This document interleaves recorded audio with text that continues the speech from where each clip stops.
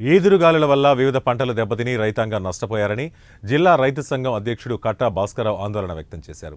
ఏలూరు జిల్లాలో ఈ మేరకు ఏలూరు సిఐటియు జిల్లా కార్యాలయంలో ఏర్పాటు చేసిన ప్రత్యేక సమావేశంలో ఆయన పాల్గొని ఈ సందర్భంగా మాట్లాడారు. ధాన్యం తడిచిపోయిందని మామిడి, జీడి, మామిడి, అరటి, మొక్కజొన్న, కూరగాయలు, పొగాకు తదితర పంటలకు నష్టం వాటిల్లిందని ఆవేదన వ్యక్తం చేశారు.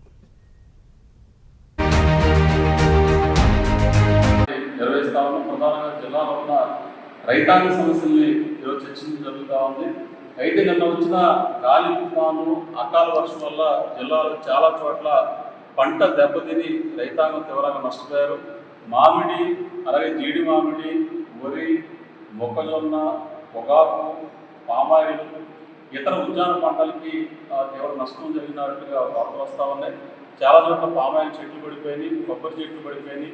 అట్లాగే కోప రైతులు కూడా ఇబ్బందులు పడుతూ ఉన్నారు. చాలా చోట్ల ధాన్యం తడిచిపోయిన పరిస్థితి ఉన్నది.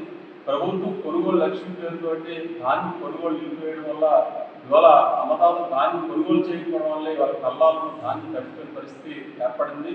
పంటలకి తీవ్ర నష్టం జరిగిన పరిస్థితి ఉన్నది. మరి ఇట్లాంటి పరిస్థితుల్లో ఇవాళ జరిగిన అకాల వర్షాల వల్ల జరిగిన పంట నష్టాలని వెంటనే నమోదు చేసి ఇవాళ పంట నష్టాలను లెక్కించి ఇవాళ అన్నదాతలకి నష్టపరిహారం చెల్లించి ఆదుకోవాలని చెప్పేసి మేము రైతు సంఘం తరఫున విజ్ఞప్తి చేస్తా ఉన్నాం. వెంటనే పంట నష్టాలు నమోదు చేయాలని చెప్పేసి కోరుతా ఉన్నాం.